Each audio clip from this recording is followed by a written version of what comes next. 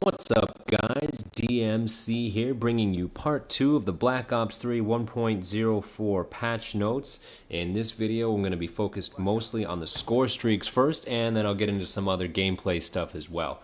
So if you didn't see part 1, that's mainly focused on the weapons and the specialist abilities, so go ahead and check that out. I'll leave a link in the description. But for now, let's go ahead and get into score streaks. So the first thing is a general tip. The aerial score streaks must be within a minimum distance from the map before locking onto them with a launcher. So yeah, again, this is a good change.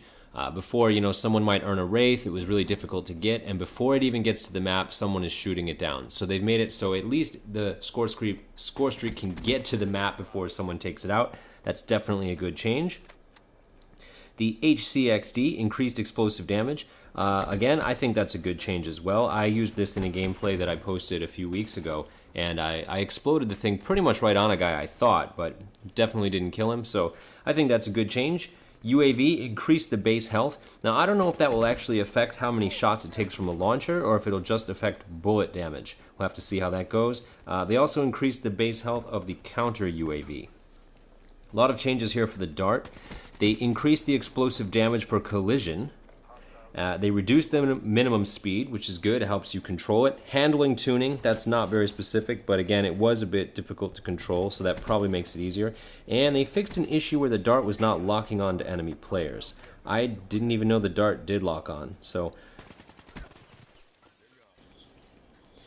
The lightning strike increased the speed of the payload delivery after target selection. So basically what that means is go ahead, pick your targets, and then it'll get to the map faster, which is good because before it was taking way too long and most of the time you weren't getting your kills with it. Hellstorm, they increased the explosive damage of the cluster bomblets. Again, that's good too. This should probably bring the score streaks more in line with how they were in Black Ops 2. Probably not as powerful as Hellstorm was in the beta, and the Lightning Strike definitely needed to be buffed from the beta, so that's a good change.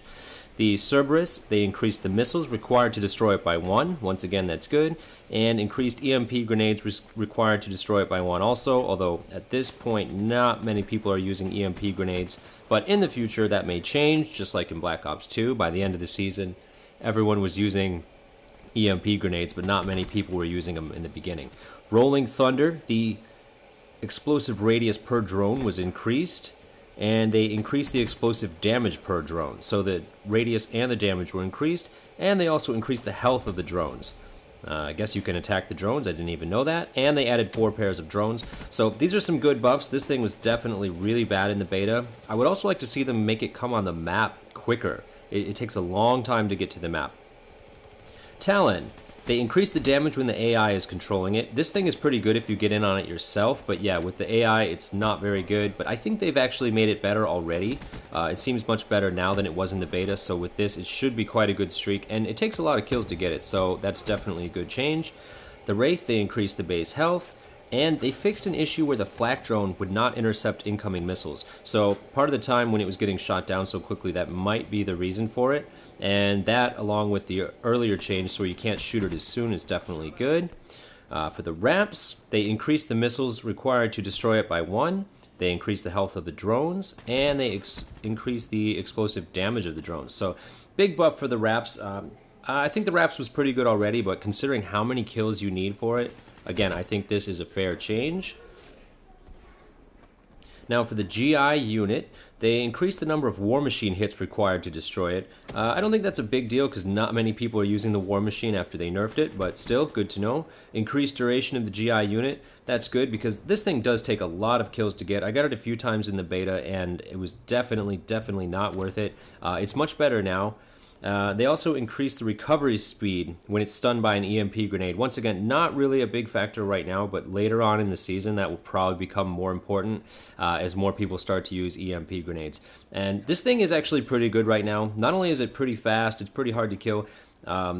It takes a second to realize it's not a player as well. So when it first comes around a corner, you might shoot it, and after you've already put 4 bullets in, you realize it's not a player, and by that point you're dead. So it's not too bad anymore. It was bad in the beta, but it's good now. And the mothership, for any of you who are actually able to earn it, leave a comment in the comment section. That'd be pretty cool. I haven't gotten one yet. They increased the missiles required to destroy it by 2, And they increased the explosive bullet damage from the owner turret, which is good, because that thing was pretty bad before. I used it against bots, but I didn't actually try it online. And they also increased the projectile speed of the missiles for the owner turret, which is good because before you kind of had to shoot ahead of your target, which is annoying and probably not how they intended it. And considering it's the best score streak in the game, I think it should be a little better, so these are definitely good changes again. So that's all for score streaks. We do have a lot of general gameplay updates now, and we'll jump straight into those. Now the first one is the XP earn rate is increased for Team Deathmatch, Search and Destroy, Capture the Flag, Safeguard, Demolition, and Free-for-All. So that's definitely a good change. Increase the rate at which crypto keys are earned, for those of you guys who are crazy about your crypto keys. And players no longer get points for killing teammates with the satellite drone in uplink when friendly fire is enabled in custom games. That's just funny. Players will no longer spawn at the same point in free-for-all if there are more than 8 players in a custom match. Fixed an issue where the tinted full screen effect would remain after the player had exited the hardened sentry. This did actually happen to me. I was having a very good game, and when I left my sentry, it kind of blocked my view a bit, so it did affect me for the rest of the game, so it's good that they changed that. Improved the dart score streak's ability to lock onto enemy targets. We already talked about that. Fixed a start spawn issue with free-for-all where waiting to select a class could spawn the player behind other players. I'm sure some people were using that as a tactic, but I guess you can't do it anymore. And improved enemy spawns during gun game and free-for-all. Well, we've heard that before. Hopefully they're actually improved. Players who join a free-for-all or gun game match in progress will not have a loss recorded if they do not place in the top 3. And addressed an issue where players would get disconnected from gun game if they joined a match in progress. And players will now be kicked for inactivity if idling in gun game.